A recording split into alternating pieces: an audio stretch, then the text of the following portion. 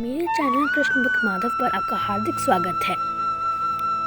हर हर महादेव दोस्तों, आज आप इस वीडियो में महाशिवरात्रि की कथा जानेंगे। महाशिवरात्रि हिंदू धर्म का एक सबसे बड़ा धार्मिक त्योहार है जो हमारे महादेव से संबंधित है। इसी दिन पार्वती माता और महादेव जी का विवाह हुआ था। महाशिवरात्रि का पर्व फाल्गुन मास में कृष्ण पक्ष की चतुर्दशी को मनाया जाता है। इस दिन शिव भक्त एवं शिव में श्रद्धा रखने वाले लोग व्रत उपवास रखते हैं और विशेष रूप से भगवान शिव की आराधना भी करते हैं। वास्तव में महाशिवरात्रि भगवान भोलेनाथ की आराधना का ही पर्व है, जब धर्म प्रेमी लोग महादेव का विधि विधान के साथ पूजन अर्चन करते हैं और उनसे आशीर्वाद प्राप्त करते हैं। इस दिन शिव मंदिरों में बड़ी संख्या में भक्तों की भीड़ उमड़ती है, जो शिव के दर्शन पूजन कर खुद को सौभाग्यशाली मानती है। महाशिवरात्रि के दिन गेहूं, चावल, बेसन और मैदा आदि से बनी चीज़ों का सेवन बिल्कुल नहीं करना चाहिए। वहीं यह भी मान्यता है कि इसी दिन भगवान शिव ने तांडव नृत्य कर अपना तीसरा नेत्र खोला था और ब्रह्मांड को इस नेत्र के ज्वाला से समाप्त किया था। इसके अलावा कई स्थानों पर इस दिन को भगवान शिव के विवाह से भी जोड़ा जाता है और यह माना जाता है कि इसी पावन दिन भगवान शिव और मां पार्वती का विवाह हुआ था। तो आइए अब इससे संबंधित एक कथा सुनते हैं। एक कथा के अनुसार प्राचीन काल में एक गांव में स्थित एक शिकारी रहा करता था। वह पशु पक्षियों का शिकार करके अपने घर में सभी सदस्यों का भरण पोषण करा करता था। एक दिन जब महाशिवरात्रि थी, वह शिकारी पशु और पक्षियों का शिकार करने चला गया, परंतु उस दिन उसको कोई पशु या पक्षी नहीं दिखाई दिया और वह चलते चलते सोच रहा था कि कैसे वो अपने बेटे, पत्नी और माँ का पेट आज कैसे भरेगा। यह सोचकर वह बहुत चिंतित हो गया और ऐसे सूर्यास्त भी हो गया।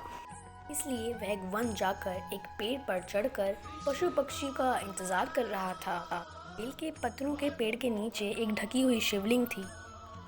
जाने में ही उससे कुछ बेल पत्ते गिर गए और अनजाने में ही उसकी पहले पहर की पूजा हो गई। वह एक नदी से जल लेकर ऊपर पेड़ पर चढ़ गया। उसके पहले पहर की पूजा होने के बाद वह किसी पशु और पक्षी का इंतजार करने लगा। उसे इस बात का पता नहीं था कि उसके नीचे एक शिवलिंग स्थित है। फिर कुछ समय बाद वहां एक हिरणी जल पीने आती है। उस हिरणी को देखने के बाद वह अपना तीर चलाने लगा और उससे अनजाने में ही दूसरे पैर की भी पूजा हो गई। उसके हाथों के हिलने से कुछ जल और कुछ बेलपत्र नीचे गिर गए। पत्तों की आवाज सुनकर हिरणी ऊपर देखकर शिकारी से बोलती है कि मुझे मत मारो। शिकारी बोला, मैं तुम्हें ऐसे कैसे छोड़ दूं, क्योंकि मुझे अपने परिवार का भरण पोषण भी तो करना है तुम्हें मारकर। हमारा पेट भरने के लिए तो हमें अपनी जान त्यागनी ही होगी हिरणी।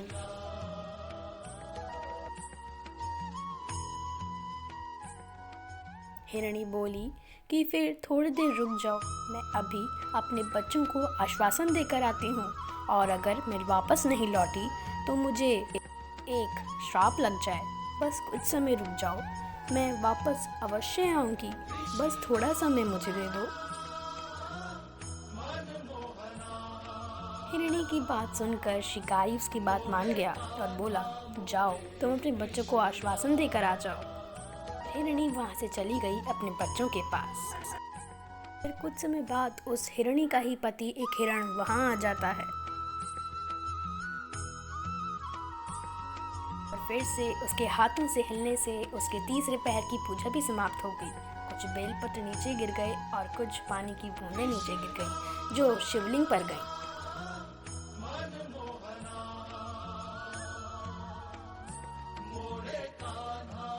वह हिरण ऊपर उठकर देखता है कि वहाँ पे एक शिकारी है।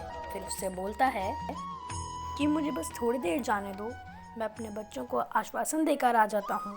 मैं वही पिता हूँ जिसको तुमने कुछ समय पहले एक हिरणी को आश्वासन देने के लिए भेजा था। फिर वह चला जाता है। अब दोनों हिरणी अपने घर पर इकट्ठे हुए और एक दूसरे को सारी बात बताई।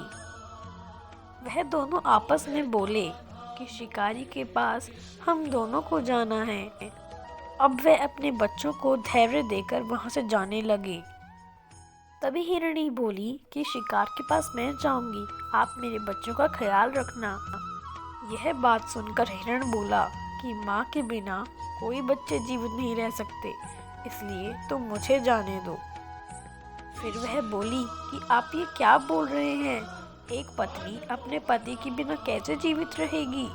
मैं आपकी मृत्यु के बाद कैसे रहूंगी? मैं अब आपके साथ ही चलूंगी।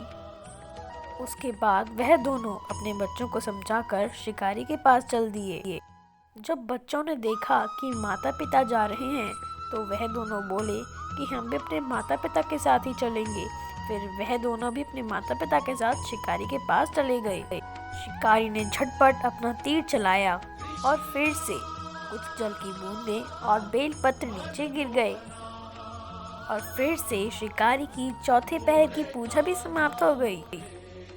तभी हिरणी बोली कि हम सब आपके सामने उपस्थित हैं, अब आप हमें मारिए और अपने परिवार का भरण पोषण करिए।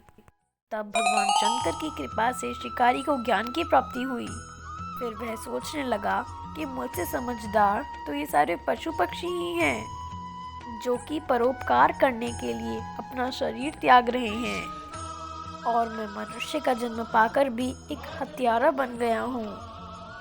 यह सब सोचकर शिकारी बोला, जाओ तुम धन्य हो, मैं तुम्हें नहीं मारूंगा, तुम निर्भय होकर यहाँ से चले जाओ। शिकारी के मीठे वचन सुनते ही स्वयं भगवान शिव वहाँ प्रकट हो गए और भगवान शिव बोले कि मैं तुमसे प्रसन्न हूँ, तुम अपना मनचाहा वर मुझसे मांग सकते हो। बस भगवान शिव के ऐसे वचन सुनकर शिकारी की आंखों में से आंसू आने लगे और उनकी शरण में बैठ गया। फिर भगवान शंकर ने उसे सुख समृद्धि का वरदान दिया और उसे एक नाम गुरु भी दिया और कहा कि त्रेता युग में तुम्हारे घर भगवान श्री राम आएंगे, इससे तुम्हें मोक्ष की प्राप्ति होगी। यह वही गुरु था जिससे त्रेता युग में भगवान श्री राम ने मित्रता की थी। तो देखा दोस्तों आपने, आप भी भगवान शंकर की पूजा करिए और उनको जल दूध चढ़ाइए और अपना को सौभाग्यशाली मानिए। आप भी महाशिवरात्रि बड़े धूमधाम से मनाइए। जय जय श्री राधे, जय जय श्री श्याम। हैप्पी महाशिवरात्रि।